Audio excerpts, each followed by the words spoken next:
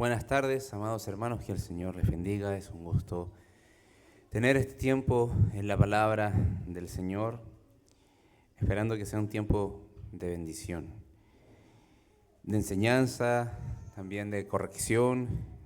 El Señor siempre nos corrige, el Señor siempre nos instruye y nos guía por dónde debemos andar. Y quiero comenzar este sermón señalando lo siguiente. No siempre un buen hermano es bien recibido o un buen pastor reconocido como tal. Y a la inversa, no siempre falsos hermanos o falsos pastores son rechazados. Muchos carismáticos tienen gran cantidad de seguidores, pero quizás su doctrina se centra en la emoción, en quizás alguna interpretación no del todo correcta de la obra del Espíritu Santo. Y a comparación, algunos fieles predicadores no son muy seguidos o no tienen el mismo reconocimiento que ellos tienen. Hoy, a lo largo del mundo, encontramos muy buenos predicadores que en regiones que al parecer, o pastores, que al parecer no son tan habitadas, tienen iglesias donde el Señor los ha bendecido con un respaldo importante. Hablo, no sé si conoce a Miguel Núñez, una iglesia grande, estando en República Dominicana. Miles de personas se congregan ahí, en la Iglesia Bíblica del Señor Jesucristo. Sugel Michelén, también una gran iglesia de miles de personas también.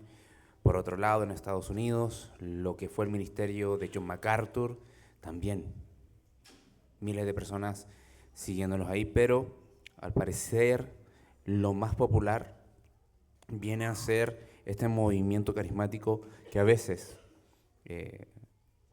tergiversa ciertas doctrinas. Porque estoy hablando de esto porque el texto nos habla de la importancia de reconocer a los que trabajan delante del Señor y son fieles al trabajo que el Señor les puso por delante. Vamos a hablar de 1 Tesalonicenses 5. Vamos a estar viendo los versículos del 12 al 15, solamente 4 versículos. Pero para introducir incluso esto, el caso que les presento es algo que vemos día a día, pero hay un caso en la historia, o varios casos en la historia. Yo rescaté este en lo particular porque es uno de mis predicadores, o mejor dicho, escritores o teólogos favoritos, que es Jonathan Edwards. Él fue removido de su función pastoral, pero a él también se le reconoce uno de los movimientos de fe más grandes de la historia. O, dejando fuera lo que fue la iglesia primera, primitiva, encontramos en el siglo XVIII que hubo un avivamiento, por llamarlo de alguna forma, de venir a Cristo, de responder al Evangelio del Señor Jesucristo, de la predicación de la cruz, el Cristo crucificado y el Cristo resucitado, impactaba a las personas. Miles de personas fueron a congregarse y varias manifestaciones visibles de lo que eso significaba ocurrieron.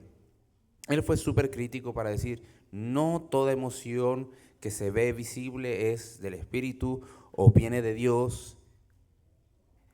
Así que hay que tener un ojo bien calibrado por el discernimiento que da la palabra de Dios y que lo que da también como testimonio el Espíritu. Lo que dice la palabra del Señor, eso es. Ahora, este hermano no era un hermano que digamos que predicaba con gran efusividad. Él se paraba detrás del púlpito y leía su sermón y la gente reaccionaba. Lo que sí hacía este hermano era orar mucho, oraba demasiado.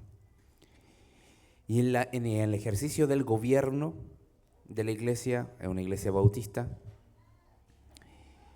empezó a hacer algunos ajustes. Y esos ajustes tenían que ver con la cena del Señor, con la disciplina de algunos jóvenes que estaban cayendo en algunos pecados. ¿Cuál fue la modificación que hizo la cena del Señor? Que la cena del Señor ya no iba a ser abierta como un método de evangelización o como una semilla que se implanta incluso a las personas que son de bien, pero no necesariamente son creyentes. Y dijo, no, solamente los creyentes participan de la cena del Señor y nosotros estamos de acuerdo.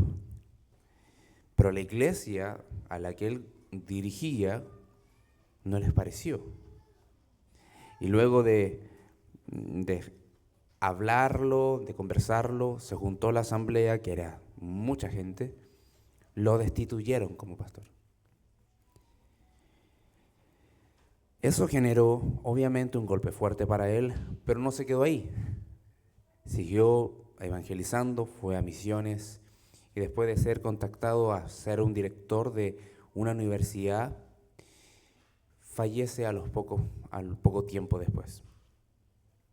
Y ahí vemos, no todo buen pastor, fiel predicador, que interpreta bien las Escrituras es bien recibido. Y también lo vemos en el mismo ministerio de muchos que están aquí en las Sagradas Escrituras, como el apóstol Pablo. Pero sin ir más allá, recordar que estamos en la carta de primera a los tesalonicenses, donde fue escrita dentro de la primera década del primer siglo y tenía como propósito animar a los hermanos a esperar con gozo la venida del Señor, a reconocer la obra de gracia en sus vidas y también resistir la persecución, porque estaban siendo perseguidos. Y bueno, lo que vamos a ver hoy día es cómo desde saber que el día del Señor vendrá, cómo de que el Señor va a tomar a los santos que han creído en Él, estén muertos o estén vivos, y los va a recibir en el aire, cómo de eso salta a decir, bueno, pongan sus pies en la tierra, mantengan viva su esperanza y tienen deberes que cumplir. Una vida en la cual deben desenvolverse de la mejor manera posible siendo fieles a la palabra del Señor. Así lo que vamos a ver hoy es, amen y sírvanse entre los unos a los otros. Amen y sírvanse entre los unos a los otros. El sermón se va a llamar el amor a los pastores y a los hermanos. El amor a los pastores y los hermanos. Así que tengamos un tiempo de lectura, que es el texto que vamos a exponer. Versículo 12 de primera de Tesalonicenses, versículo 12 al 15. Capítulo 5. Dice así: os rogamos, hermanos, que reconozcáis a los que trabajan entre vosotros y os presiden en el Señor y os amonestan, y que los tengáis en mucha estima y amor por causa de su obra. Tened paz entre vosotros. También os rogamos, hermanos, que amonestéis a los ociosos, que alentéis a los de poco ánimo, que sostengáis a los débiles, que seáis pacientes para con todos. Mirad que ninguno pague a otro mal por mal, antes seguid siempre lo bueno unos para con otros y para con todos. Les invito a que me acompañen a orar una vez más. Padre, en el glorioso nombre de Jesús, venimos a ti, reconociendo que tu palabra es útil, toda ella es útil para nuestra santificación, toda ella es útil para fortalecer nuestra fe, para hacernos crecer en la madurez conforme al carácter del Señor Jesucristo y también para darnos esperanza, para darnos confianza, para vivir el día a día sabiendo que tú volverás por tu iglesia y mientras esperamos debemos de en amor y deleite obedecerte. Oramos, Señor, encomendándote este tiempo en el nombre santo de Jesús. Amén. Luego de lo que vimos la semana pasada, el apóstol Pablo busca estar cerrando la carta con asuntos generales hacia la iglesia. Y aquí empieza a ver cómo nos tratamos los unos a los otros, cómo vemos esa muestra de amor que el Señor nos ha dado para amarle a Él y así también amar a los que estamos juntos en la iglesia. Y el primer tema que rescata acá es la relación de los creyentes con el creyente que oficia como pastor o líder en la iglesia, o con aquellos que son parte del liderazgo. Así que lo que tenían que reconocer es fundamentalmente que tenían que tenerles amor, alta estima, reconocer su trabajo y ser leales, buscar la paz con ellos, estar en quietud con ellos, no tener ningún tipo de controversia innecesaria, sino más bien reconocer todo lo que hacen. Y es lo que empezamos a ver al menos en los dos primeros versículos de este texto, versículo 12. Y comienza con esta palabra que es habitual que utiliza el apóstol Pablo, dice, os rogamos. Incluso cuando dice, sabemos que va a establecer un mandato que está de acuerdo a las enseñanzas de Cristo, un mandato de algo bueno, siempre agrega, os rogamos. El apóstol Pablo se dirige a ellos para establecer una relación correcta primero con Dios, porque si obedecemos lo que está establecido, tenemos una relación correcta con Dios y también con aquellos que están sirviéndoles, pero no la hace con una autoridad fría, ni tampoco meramente impositiva, aunque haya autoridad apostólica entregada por el Señor Jesucristo para decir, obedezcan al Señor, pero les dice, les pido con intensidad, por favor presten atención, por favor consideren lo que yo les estoy mandando, por favor tengan en cuenta lo que les estoy pidiendo. Les ruego, porque esto es bueno. Esa es la idea detrás de cuando dice, les ruego. Así que le dice que reconozcan, después de ese ruego, le establece qué es lo que está pidiendo. Reconozcan a los que trabajan entre vosotros. Este reconocer no tiene la idea simplemente de la elección de ellos, el identificar quién va a asumir como pastor, sino conocerlos profundamente, saber quiénes son. ¿Cuál es la finalidad por la que se están dedicando al servicio y al ministerio? Conózcanlos. Reconozcan quiénes son aquellos los que están liderando. No es identificar, bueno, me dijeron que el nombre del que es pastor en esta iglesia es tanto y, bueno, no recuerdo bien su cara, pero él es. Conózcanlos profundamente. ¿Quiénes son? ¿De dónde viene? ¿Qué hacen? ¿De dónde surge su llamado? O su vocación de liderar y enseñar la palabra del Señor, de predicar el Evangelio. Y en ese sentido, reconozcan lo que hacen ellos. Porque trabajan entre ustedes. No son agentes externos, no pertenecen a una empresa concesionada que de vez en cuando contratan un servidor específico. Son de parte de ustedes, son de ustedes. Son parte de la iglesia.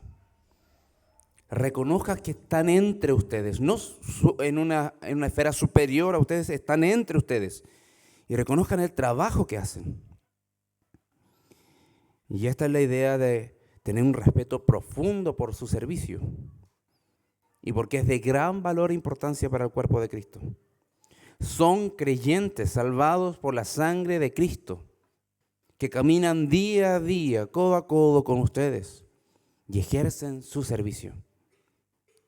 Lo cual es una alusión directa a la labor que ya mencioné, pastoral y de maestro. Recordar que en Efesios 4 hay al menos 5 ministerios que establece el Señor Jesucristo y se van desarrollando a lo largo de la historia. Encontramos a lo que viene a ser los apóstoles, los profetas, los evangelistas, los pastores. Algunos separan, lo dejan en 5 pastores y luego maestros, pero normalmente se entiende que son 4 porque son pastores maestros.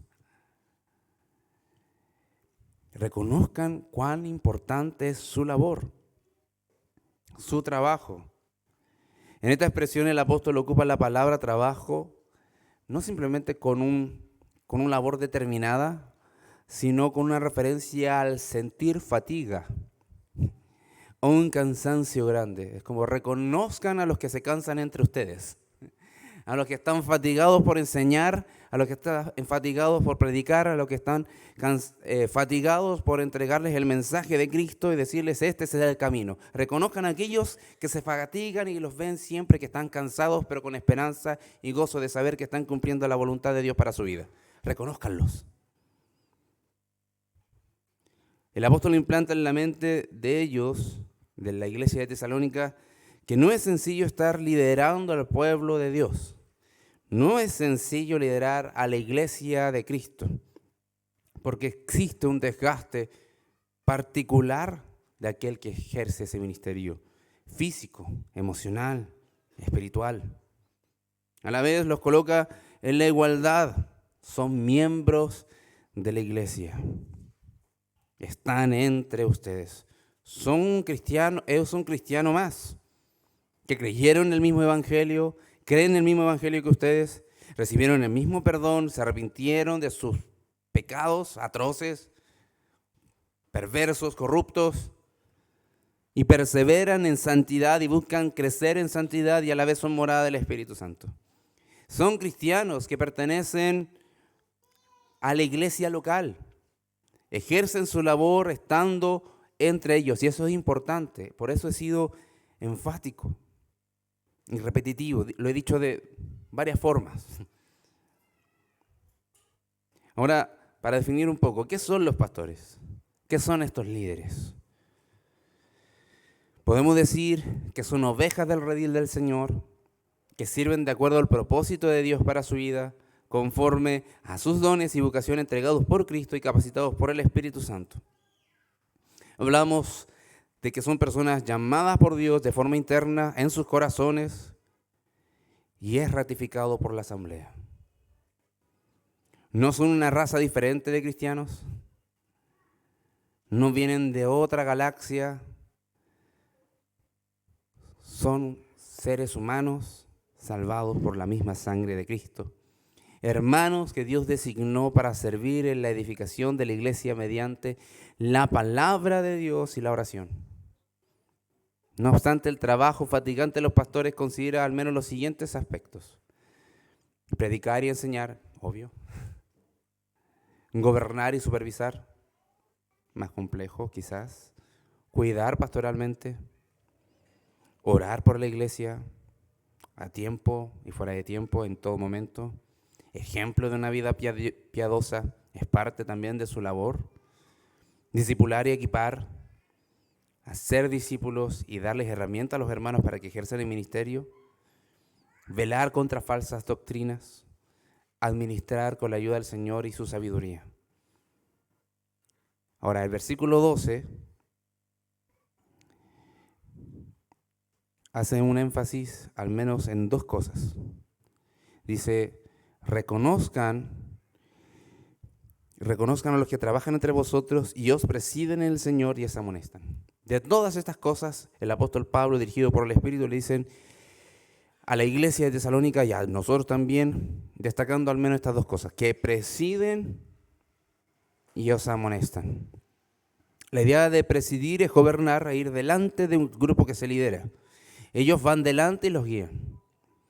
Y como segundo, hace un especial énfasis en la amonestación, que es colocar el mensaje de Cristo en las mentes, recordar quizás lo que has olvidado.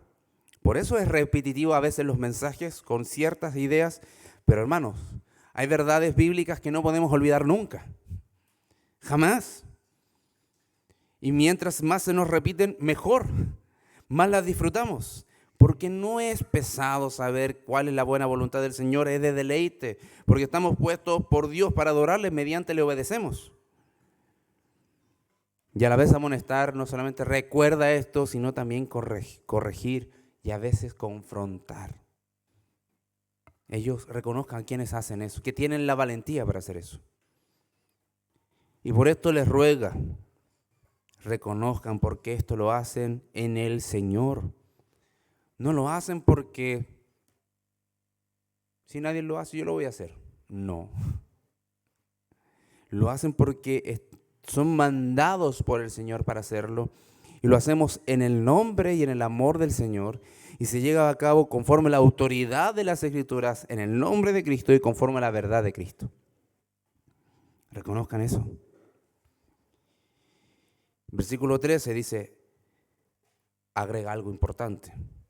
No solamente los reconocen, sino que tengan en relación a ellos mucha estima y amor por causa de su obra. Nuevamente, su trabajo, su labor, los que se fatigan y todo lo que ya describí, y luego También agrega su obra. Es sinónimo dicho de otra manera, pero lo que se menciona aquí es importante porque habla de el alta estima y el amor.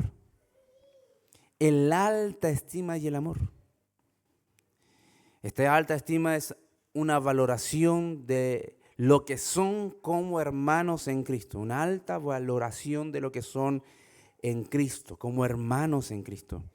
Y el reconocimiento de que son servidores del trono de Dios.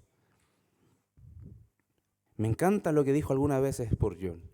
Le ofrecieron ser primer ministro de Inglaterra y él dijo, no, ¿cómo me voy a rebajar de ser ministro del Evangelio del Señor Jesucristo a tener un cargo menor delante de Dios que ser primer ministro? No. Esa es la idea detrás, una alta estima, reconocer que somos servidores y todos nosotros conjuntos del gran Rey de Reyes, del gran Señor que gobierna toda la creación y del universo. No hay puesto en este mundo que se pueda comparar con la dignidad, el honor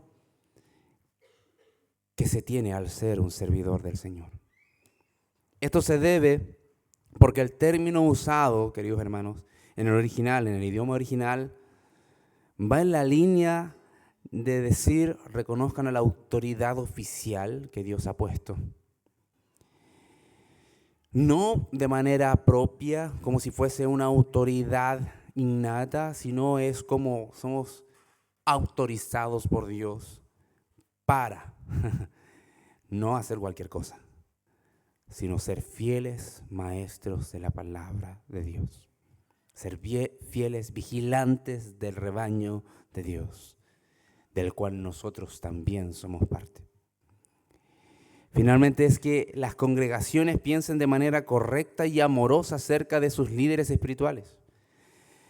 Todo lo que han hecho no es porque se convencieron de que pueden tener un éxito personal en el desarrollo de una profesión, sino porque Dios los convocó y le dijo, quiero que seas parte de estas filas que sirven al pastor de los pastores y dependen del pastor de los pastores, que es Jesús. El único pastor genuino, Jesús. Y es por eso que lo establece como siervos reales de su trono. Este texto establece la identidad de que son autorizados, son una autoridad en la iglesia, no para hacer lo que quieran, como muchas veces se ha visto. Y ese es un daño que muchas veces tenemos que afrontar en el amor del Señor y con la palabra de Dios. Y este también reconocimiento, tenerlo autoestima, implica necesariamente entender que hay una especie de sometimiento a lo que la palabra de Dios dice por medio de las enseñanzas que se establecen en el oficio y en el ejercicio de este liderazgo. Una alta estima, una valoración grande de lo que Dios ha hecho en la vida de esos hermanos. Porque no es por ellos, es por la gracia de Cristo. Y a la vez un amor ágape. Eso es la palabra que se utiliza ahí. Por causa de su obra. Nuevamente, no porque son superiores, sino por la labor que les toca cumplir. Eso tiene una serie de implicaciones. Amar con el fin de buscar el bien del otro. Hacia los pastores, de acuerdo a la Biblia, constaría en, como ya mencionamos, el reconocimiento, conocerlos bien de cerca, aceptar también cuál es la labor y su gobierno bíblico, pero formas prácticas de amarlo, no solamente en el reconocimiento de decirle pastor, es decir, dejarlos gobernar y servir, sino también amarlos al cuidarlos espiritualmente. Orar por ellos y animarlos incluso por la palabra de Dios, porque también son ovejas que necesitan de otros para su crecimiento espiritual, no de otros pastores, sino de sus hermanos. Amarlos al cuidar también de sus necesidades físicas, identificar sus necesidades y buscar cubrirlas. retribuir su servicio. Primera de Timoteo lo dice así, capítulo 5, versículo 17. A los ancianos que gobiernan bien sean considerados dignos de doble honor, principalmente los que trabajan en la predicación y en la enseñanza. No está hablando de medallas, está hablando de cubrir sus necesidades y darle hasta que puedan estar simplemente tranquilos para que vivan ellos y su familia sin estar preocupados. Aunque siempre las preocupaciones y no siempre estamos en el contexto ideal, pero ese es lo que Dios nos coloca por delante. ¿Cuál es el alcance de este reconocimiento? Haciendo esto, luego termina diciendo el versículo 13, tened paz entre vosotros. Algunas traducciones los señalan y dicen para que tengan paz con ellos o tengan paz con ellos. Yo creo que la idea finalmente detrás es, cuando obedecemos a las Escrituras, habita en nosotros el sentir de que estamos en la buena voluntad de Dios y podemos disfrutar de la plenitud que Cristo nos entrega. Y así, si la iglesia obedece, entre todos tenemos esa quietud y minimizamos todos los percances y riesgos de tener ciertas diferencias innecesarias, porque la Escritura es clara. Entonces, si entendemos esa relación entre todos los que componemos la iglesia, claramente vamos a vivir en quietud, vamos a disfrutar de la paz que entrega el príncipe de paz, que es nuestro Señor. Vivir en la voluntad de Dios será el sentir de que por Cristo estamos plenos. No hay nada que me pueda robar ese sentir que es una realidad. Ahora, ¿qué pastor en las Escrituras, además del Señor Jesucristo, encontramos que es reconocido por su labor? ¿Cuál es el ícono pastoral del oficio pastoral que se encuentra en las Escrituras? Es el Rey David. La figura de un pastor es quien defiende a su rebaño, que lo cuida, lo alimenta, lo guía por buenos pastos y busca cumplir todo, incluso dando su vida si es necesario para rescatarlos de amenazas. El Señor, nuestro Dios, le dijo a él que era conforme a su corazón, y yo creo que en ese sentido se lo decía.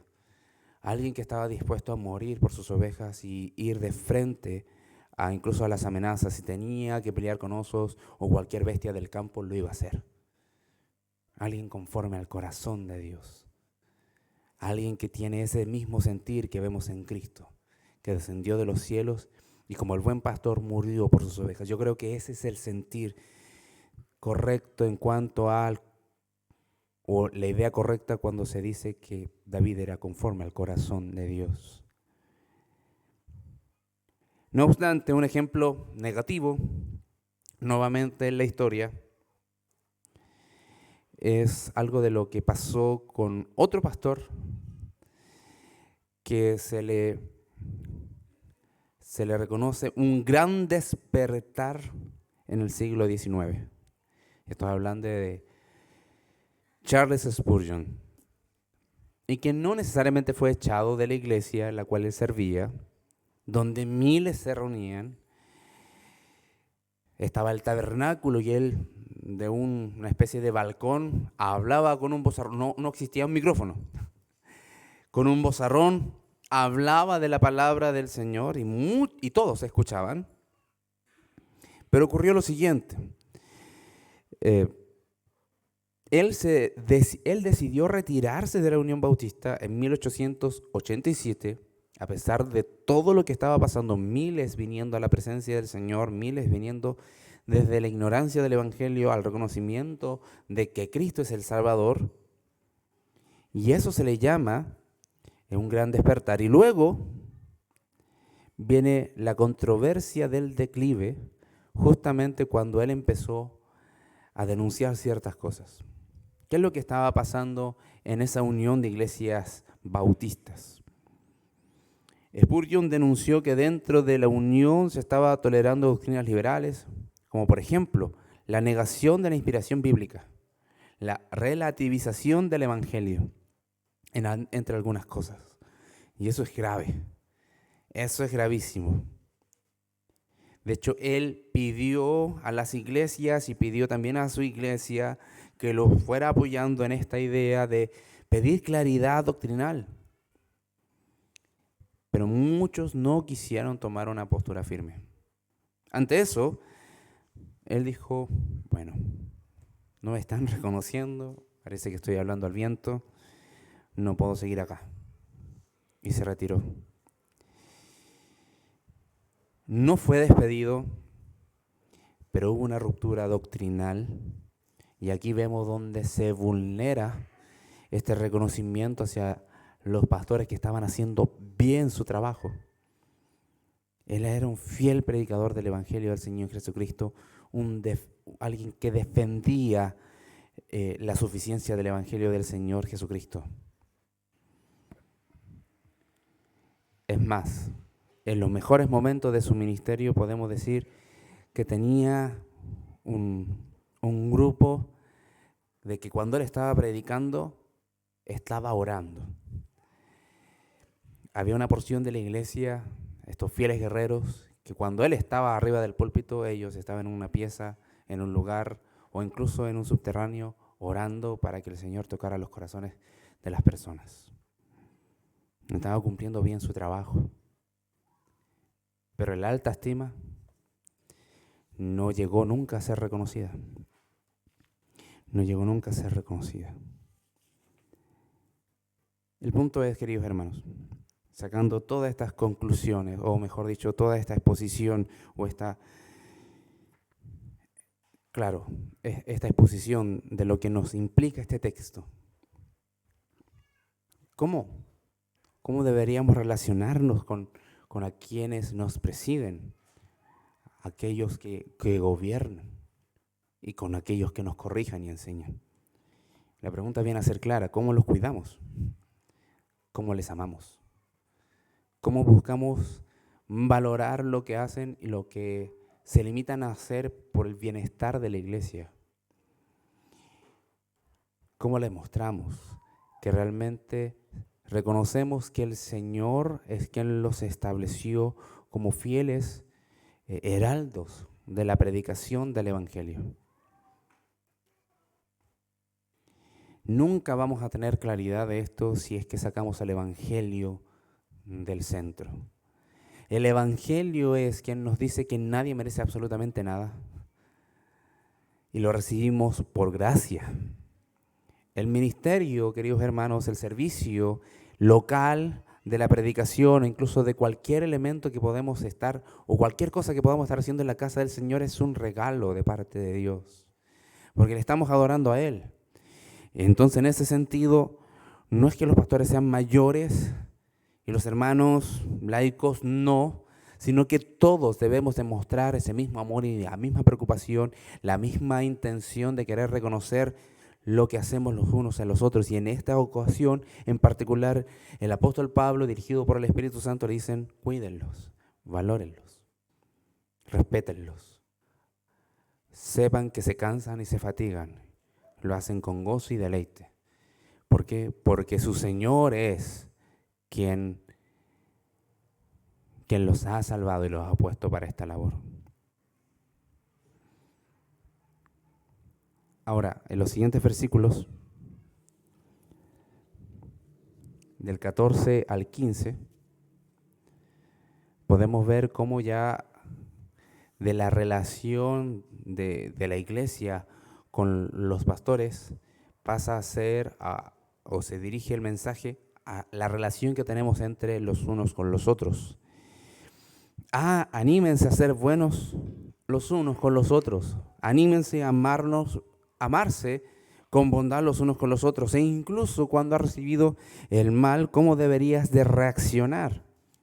Versículo 14 dice: también os rogamos, nuevamente, les pido, les suplico, por favor, hermanos, que amonestéis a los ociosos, Ya no solamente es que los pastores hacen eso, sino que la iglesia entera está convocada a ejercer el ministerio de la palabra.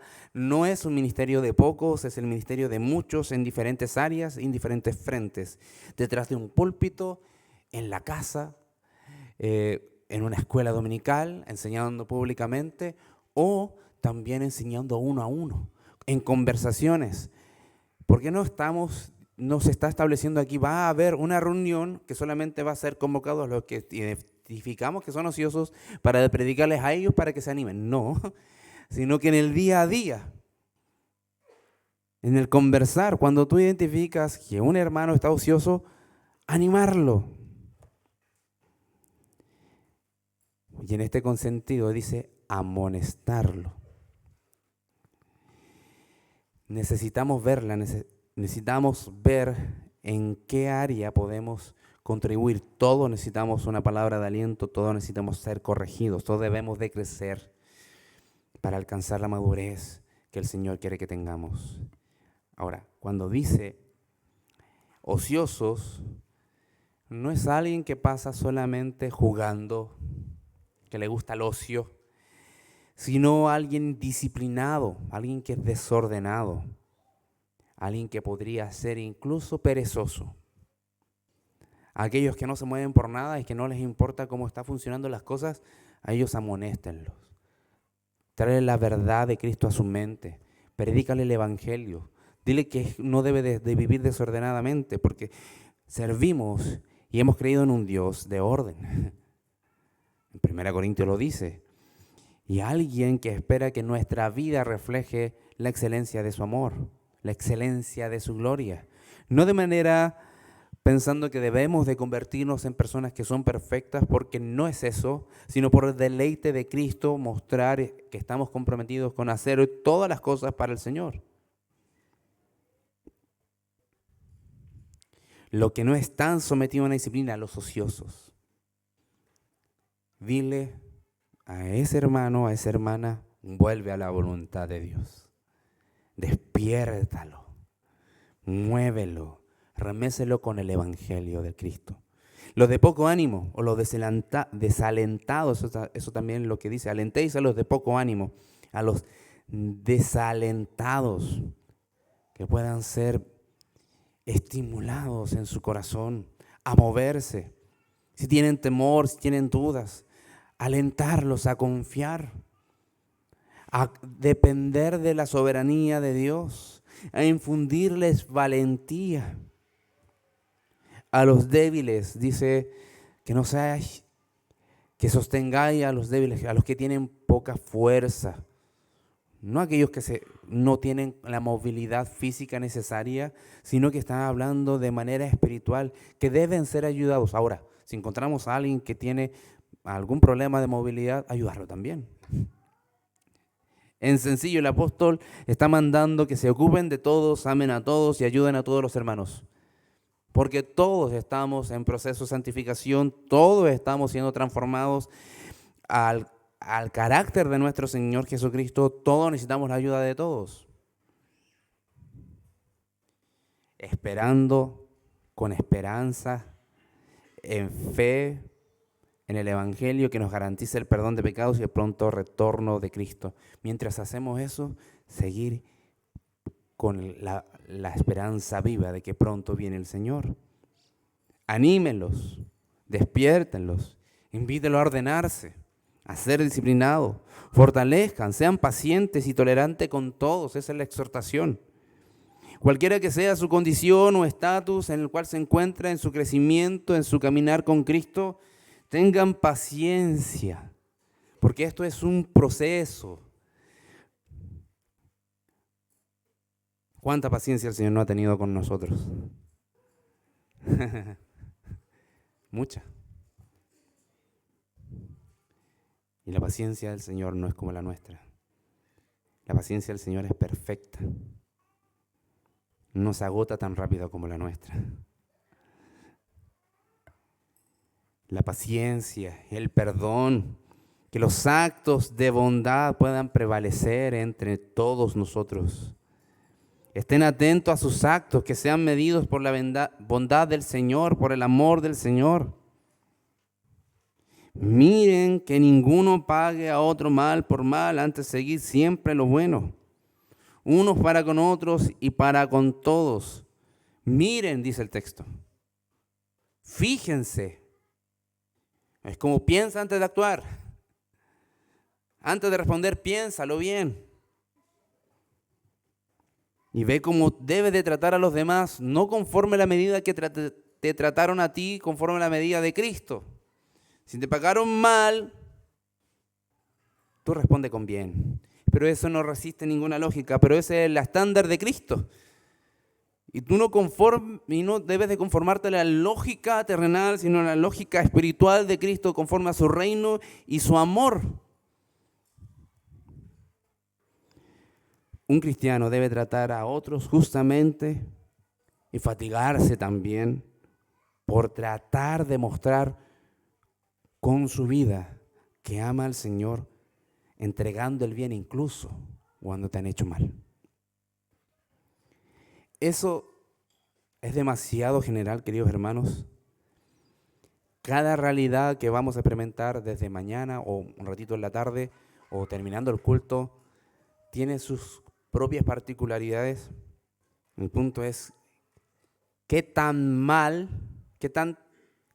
mal puedo resistir para entregar bien. Y ahí nuestra mente puede imaginar un montón de cosas. Y es por eso que el texto está hablando de manera en general. Cualquiera sea el mal, responde con bien. Sigan siempre lo bueno los unos para con los otros y para con todos. En la iglesia, desearle lo bueno al hermano, no desear lo malo. Que si está sirviendo, que siga sirviendo. Que si está avanzando espiritualmente, que siga avanzando espiritualmente. Si lo están considerando más a uno que a otro para algún servicio en particular, ¿cuál sería el problema? Debemos de gozarnos en que el hermano está avanzando en su vida espiritual.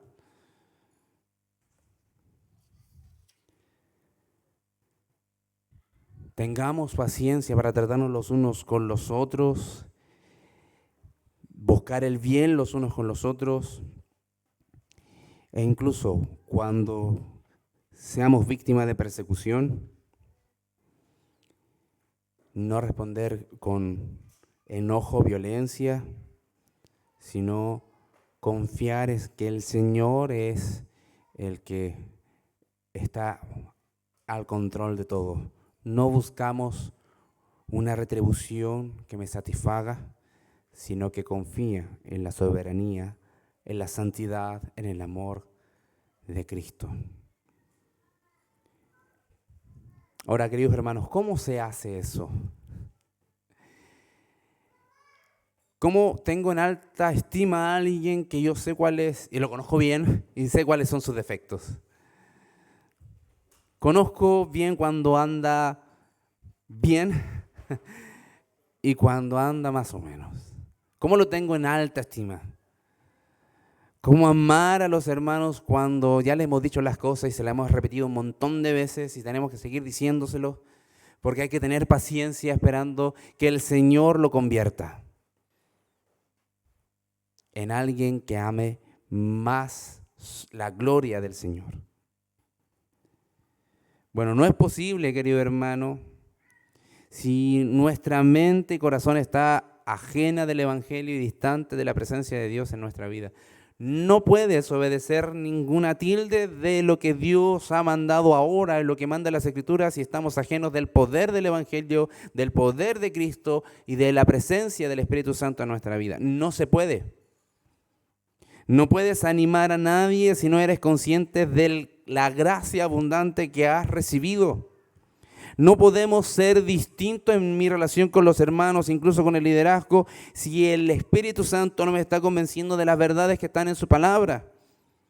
O como diría un reformador, Juan Calvino, el sentir de la gracia que me comunica el Espíritu Santo y fortaleza y aviva mi fe. Porque en nosotros, queridos hermanos, ha sido depositada la gloria de Dios por medio del Espíritu Santo. Y el Espíritu Santo es la tercera persona del ser de Dios que nos guía.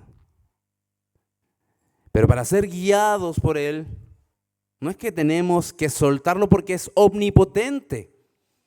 No es que tenemos que soltarle las manos como si estuviera atado. Tenemos que pensar en lo correcto y llenarnos de lo correcto y dejar que use y desenvaine su espada, que es la palabra de Dios. Calvino en relación a esto dijo lo siguiente: la fe es un conocimiento firme y seguro del favor de Dios hacia nosotros, revelado a nuestras mentes y sellado en nuestros corazones por el Espíritu Santo.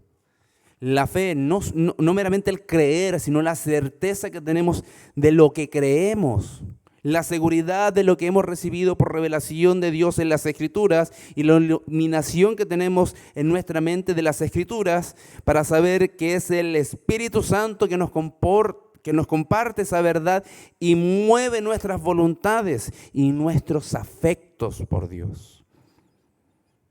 No basta que el entendimiento sea iluminado.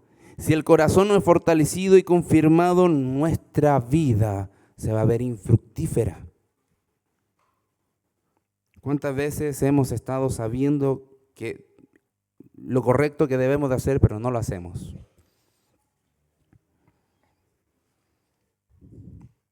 El Espíritu Santo no solamente informa, nos afecta completamente, nos hace nuevos, queridos hermanos. Y necesitamos de aquel que nos hizo nuevos para poder avanzar en la vida espiritual. Produce una seguridad en lo que sabemos y también una certeza profunda de que estamos haciendo la voluntad de Dios. No puedes amar a nadie sin que el Espíritu Santo te esté fortaleciendo en ese amor y esté produciendo ese fruto en ti. Y también Jonathan Edwards habla directamente de esta experiencia sensible, no meramente sensacionalista, pero real. Hay en los santos una sensación del corazón de la excelencia de Cristo, el sentir profundo de que Cristo está en mí, de que me ama y porque me ama voy a obedecerle, voy a entregarme incluso si por sacrificio, si es necesario, me voy a entregar como sacrificio. No es solo saber que Cristo es glorioso, percibirlo en lo profundo de nuestro corazón como lo más hermoso de nuestra alma. Y nuestras palabras no alcanzan a producir ese efecto, sino que es la obra del Espíritu en el interior de nuestra vida, en el ornato del corazón. Todo lo que sabemos de Dios es vivificado por la persona del Espíritu. Todo mandamiento va a ser obedecido si somos vivificados por la persona del Espíritu. Todo lo que sabemos de la palabra de Dios se debe a eso, a la obra del Espíritu. Así que el llamado es eso, queridos hermanos. Si identificamos que debemos de corregir mi trato hacia el hermano, si debemos de tener una concepción adecuada sobre el liderazgo, si debemos de reconsiderar a quienes trabajan y se fatigan en medio de la iglesia y ocuparnos de las necesidades espirituales de cada creyente, no lo podemos hacer por medio de nuestras obras, sino por el poder de Dios, respondiendo al llamado que el Salmo 34:8 dice: gustad y ved que es bueno Jehová, o que Jehová es bueno. Disfruta al Señor estando con Él y vas a poder ser guiado por Él. ¿Hay algo en lo que debes de mejorar y reconocer que no puedes solo? Confiésaselo al Señor, porque el mismo Señor dijo que cuando creímos el Espíritu Santo derramó en nuestros corazones el amor de Cristo para amar tanto a los pastores, a los hermanos y a todos, incluso a los perdidos. Oremos. Padre, en glorioso nombre de Jesús, Te alabamos, te bendecimos porque eres bueno. La obra suficiente de la cruz es poderosa para ayudarnos a andar y vivir en santidad. Es poderosa para convocarnos a reconocer que hemos pecado delante de ti, que merecemos, Señor, la mirada tuya en misericordia. Señor, míranos con misericordia. Resplandece sobre nosotros tu rostro en misericordia. Y que el Espíritu Santo que ya habita en cada uno de nosotros nos transforme para amar lo que tú amas, desear lo que tú deseas, obedecer lo que tú mandas y deleitarnos en quien tú eres. Deleitarnos profundamente en quien eres tú, Señor. Oramos en el glorioso nombre de Jesús.